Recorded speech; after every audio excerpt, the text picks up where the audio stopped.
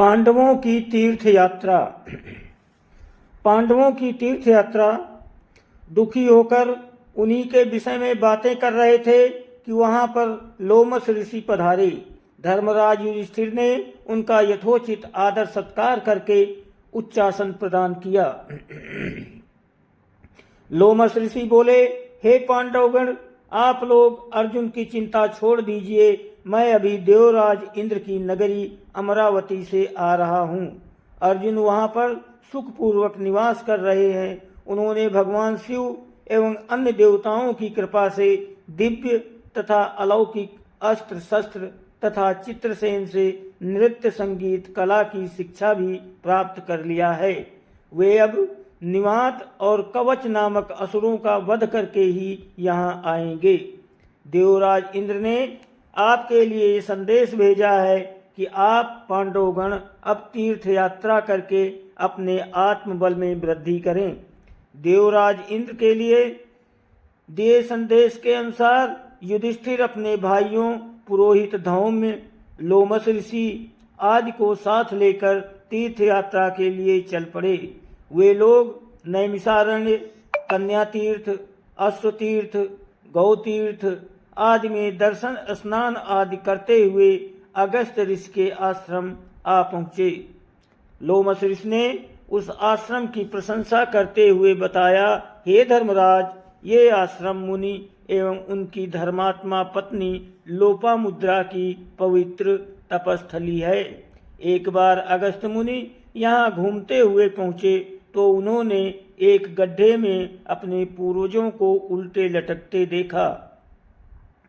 अगस्त मुनि के द्वारा उनके इस प्रकार के लटकने का कारण पूछने पर पूर्वजों ने बताया कि हे पुत्र, तुम्हारे निसंतान होने के कारण हमें ये नरक कुंड मिला है।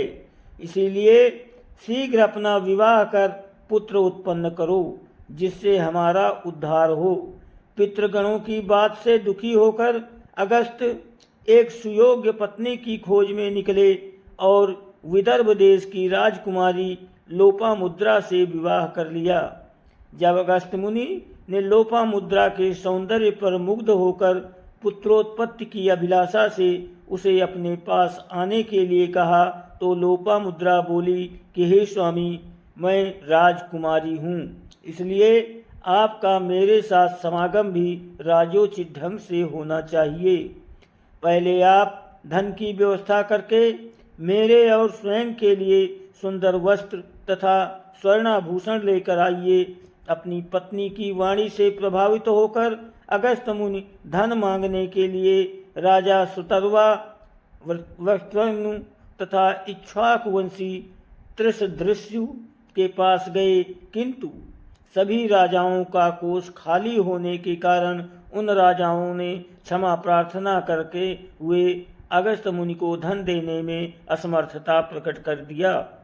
निराश होकर अगस्त मुनि इलवल नामक दैत्य के पास पहुँचे। इलवल दैत्य ने प्रसन्नता के साथ उन्हें मुँह मांगा धन प्रदान कर दिया। धन प्राप्त करके अगस्त मुनि ने अपनी पत्नी की इच्छा पूर्ति की और दृढ़स्यु नामक पुत्र उत्पन्न किया। कालांतर में ये तीर्थ स्थान अगस्त्याश्रम के नाम से प्रसिद्ध हुआ। इसी तीर्थ स्थान में स्नान करके परशुराम ने अपना तेज पुनः प्राप्त किया था। इसलिए हे युधिष्ठिर, यहाँ स्नान करके आप दुर्योधन के द्वारा छीने गए अपने तेज को पुनः प्राप्त कीजिए। लोमस ऋषि के आदेशानुसार वहाँ स्नान पूजा आदि करके युधिष्ठिर ने लोमस ऋषि से पूछा, हे प्रभु, कृपा करके ये बताइए कि परशुराम निस्तेज कैसे हुए थे। लोमस ऋषि ने उत्तर दिया, धर्मराज, दशरथ नंदन श्री राम जब शिव जी के धनुष को तोड़कर सीता जी से विवाह कर अपने पिता, भाइयों, बारातीगण आदि के साथ अयोध्या लौट रहे थे तो एक बड़े जोरों की आंधी आई, जिससे वृक्ष पृथ्वी पर गिरने लगे। तभी राजा दशरथ की दृष्टि भृगुकुल के परशुराम पर पड़ी। उनकी वेशभूषा बड़ी भयंकर थी।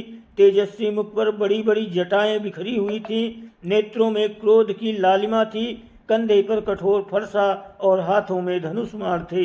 ऋषियों ने आगे बढ़कर उनका स्वागत किया और इस स्वागत को स्वीकार करके वे श्री रामचंद्र से बोले, दशरथ नंदन राम, हमें ज्ञात हुआ है कि तुम बड़े पराक्रमी हो और तुमने शिव जी के धनुष को तोड़ डाला है और उसे तोड़कर तुमने अपूर्व ख्याति प्राप्त की है।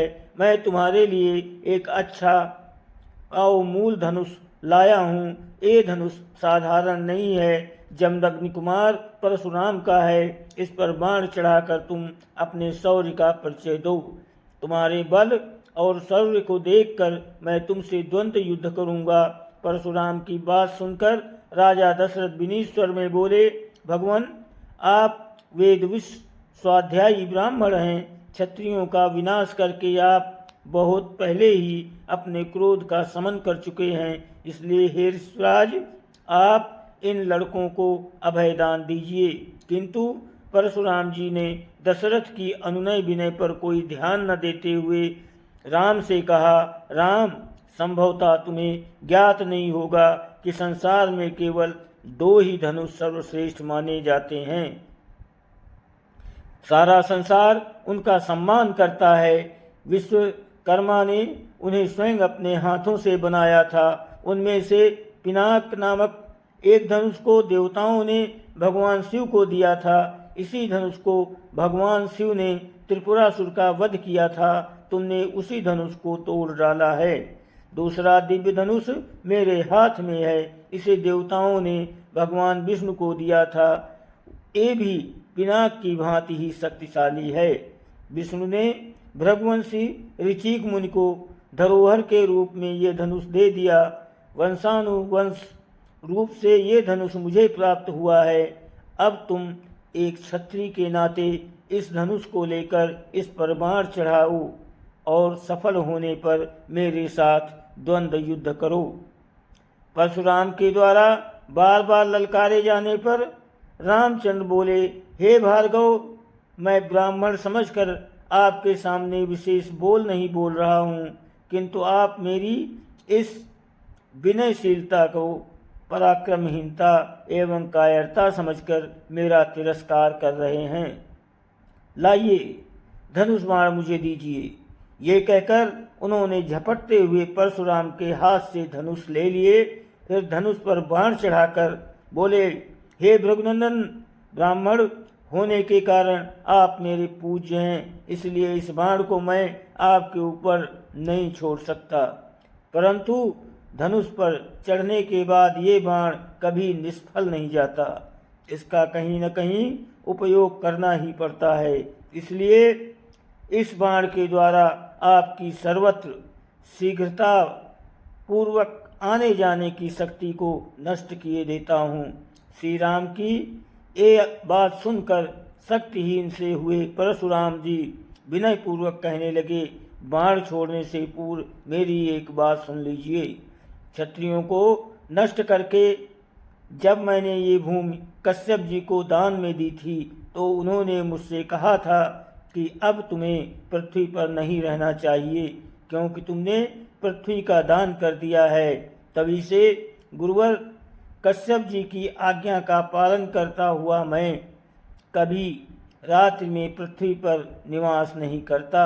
अतः हे राम, कृपा करके मेरी गमन शक्ति को नष्ट मत करो। मैं मन के समान गति से महेंद्र पर्वत पर चला जाऊंगा। क्योंकि इस बाण का प्रयोग निष्फल नहीं जाता, इसलिए आप उन अनुपम लोकों को नष्ट कर दें जिन पर मैंने अपनी तपस्या से विजय प्राप्त की है। आपने जिस सरलता से इस धनुष पर बाण चढ़ा दिया है, उससे मुझे विश्वास हो गया है कि आप मधु राक्षस का वध करने वाले साक्षात विष्णु हैं। परशुराम की प्रार्थना को स्वीकार करके श्री राम ने बाण छोड़कर उनके द्वारा तपस्या के बल पर अर्जित किए गए समस्त पुण्य लोकों को नष्ट कर दिया और इससे परशुराम जी निस्तेज हो गए। फिर परशुराम जी तपस्या करने के लिए अपने महेंद्र पर्वत पर चले गए। वहाँ उपस्थित सभी ऋषि मुनियों ने सहित राजा दशरथ ने रामचंद्र की भूरि भूरि प्रशंसा की। दोस्तों, वीडियो को लाइक और सब्सक्राइब जरूर करें, आपकी बहुत मेहरबानी होगी। कर दिया करो यार, 2 सेकंड 4 सेकंड लगते हैं आपको, करते नहीं, कर दिया करो। आप सहयोग करो मेरा, आपको धन्यवाद।